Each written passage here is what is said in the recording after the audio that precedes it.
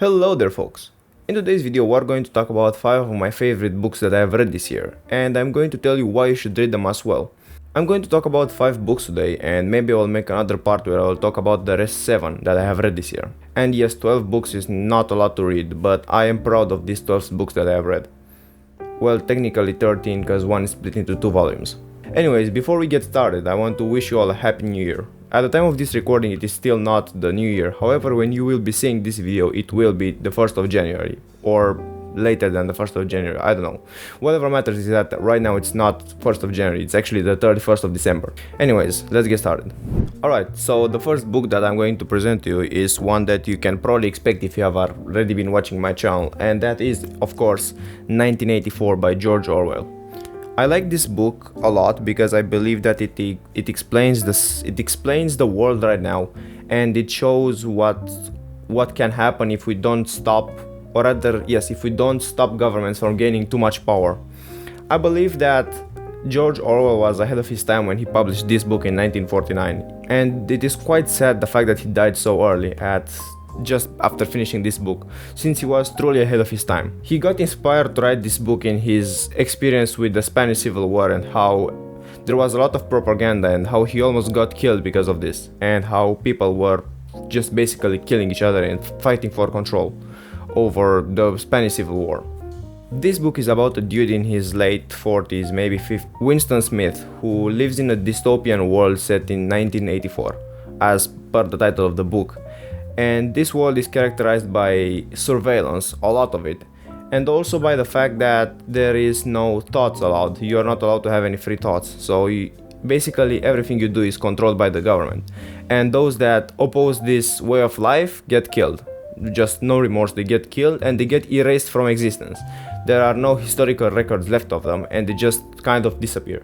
The book is not actually that long and it is pretty easy to read, however it has some very deep meanings and it will take a long time to properly analyze and read. This is my top 1 favorite book of all time, since it is very much useful at any time, and it has time and time again every decade proved itself as worth reading and as being accurate for the time being. And it becomes ever more so accurate as time passes and governments vie for more control. And I'm talking of course about social media or the laws where the government is allowed to spy on you. The second book I want to talk about is also written by George Orwell and is also inspired by the Spanish Civil War, and it is in fact Animal Farm. It is this book. And this one is much shorter, as you can see here, compared to 1984. Hold on, let me get the comparison. Here it is much shorter, but it is a very easy read. It has about 100 pages depending on the edition which you get, 120 at most, and it is about control as well, and it is about manipulation and also dystopia, but also propaganda and totalitarianism. This book is about a farm where the animals are subjugated and they are exploited by a human, which is then removed and I don't know, just exiled from his own farm by the animals, which then go on to establish a democracy, and then with the power of one pig they just kill the democracy and he takes over the entire farm and exploits them just as the human once did. This is kind of a parody of both capitalism and socialism, or rather communism, since it shows the flaws of both communism and capitalism, of how they exploit people and how they are very greedy. There isn't a lot to talk about this book since it is very short. However, I can say that it is mostly a critic at the address of totalitarianism and how easy democracy can give way to totalitarianism and such forms of governments like communism or national socialism. Anyways, the next book on the list is The Catcher in the Rye, which is very different from the other 2 books that I've showed you, and is also different from the next 2 books that I will show you and that I have in store for you. What impressed me in this book is the fact that it shows the life of a teenager that has a troubled childhood and that has not really had a good upbringing. However, is kind of smart himself, but he just hasn't had opportunities in life.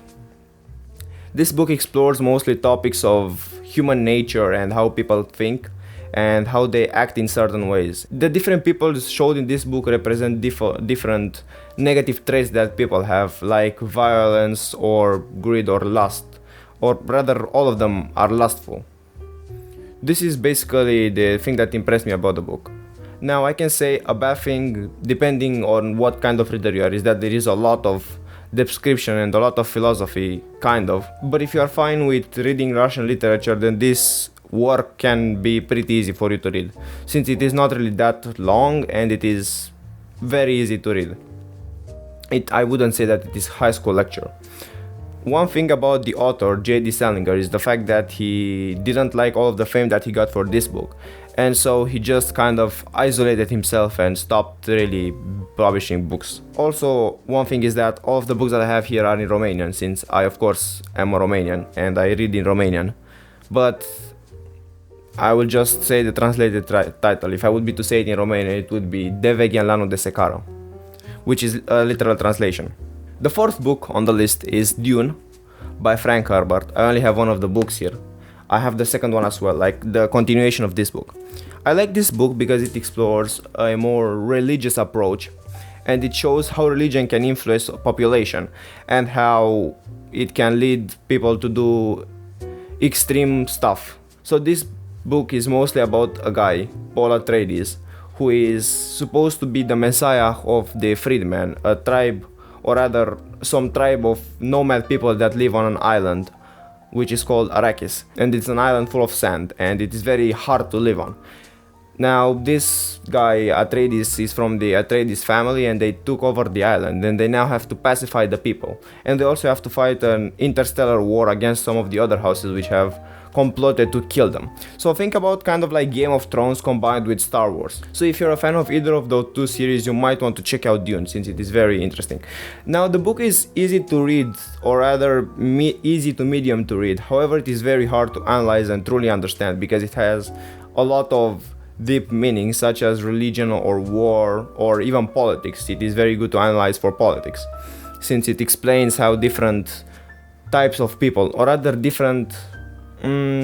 how different factions interact with each other that have different approaches to their population. Atreides, for example, has a more lenient approach and is friendlier to people, compared to the Harkonnen, the arch nemesis of Atreides, which is a lot more industrialized and is a lot more focused on slavery, so that it is very efficient.